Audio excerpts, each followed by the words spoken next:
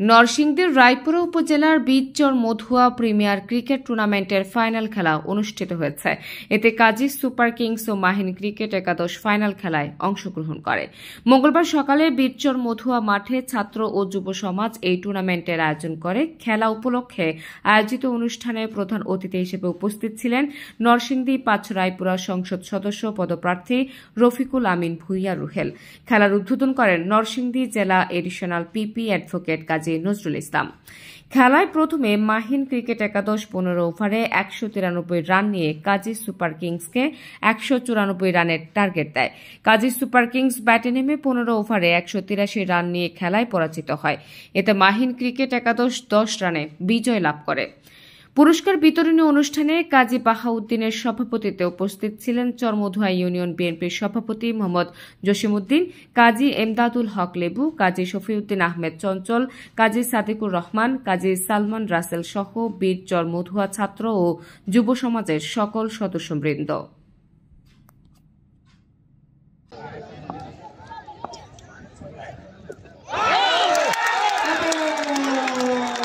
আমরা সে রাজকীয় ক্রিকেটটাই আজকে উপভোগ করবো। দেখা যাক তারা কতটুকু উপহার দিতে পারে। কিং শুক্কুর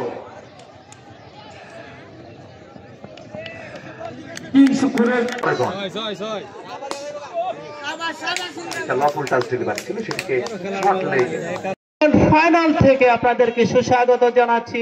ধারাভাষ্য প্যানেলের পক্ষ আমরা ৩ জন আপনাদেরকে আজকের এই গ্র্যান্ড ফাইনাল থেকে কিন্তু সরাসরি লাইভ সম্প্রচার হবে। এই মিডিয়া পার্টনারে যারা কাজ করছেন পক্ষ থেকে প্রীতি ও শুভেচ্ছা জানাচ্ছি। এই হেমন্তের এই প্রখর রৌদ্রে প্রিমিয়ার লিগের গ্র্যান্ড ফাইনাল খেলা দেখতে উপস্থিত হয়েছে আপনাদেরকে আমরা সুস্বাগত প্রীতি ও শুভেচ্ছা জানাচ্ছি ধারাভাষ্য প্যানেলের পক্ষ থেকে। আমরা মাঠের ওই পাশে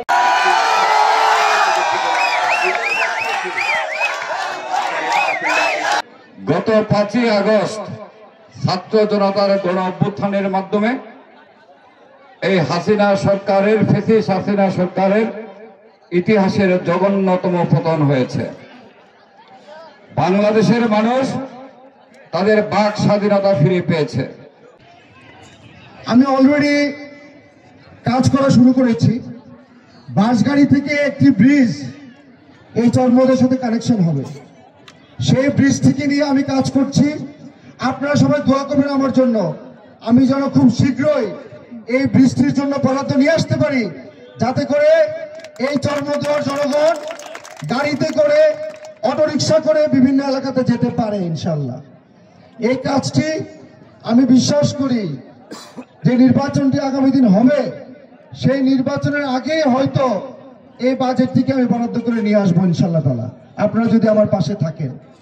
আরেকটি জিনিস বলতে চাই, আমি জানি এই চরাঞ্চলে ঝগড়াঝাটি, নিজেদের মধ্যে দ্বন্দ্ব সংঘাত, গ্রামের সাথে গ্রামের দ্বন্দ্ব হয়।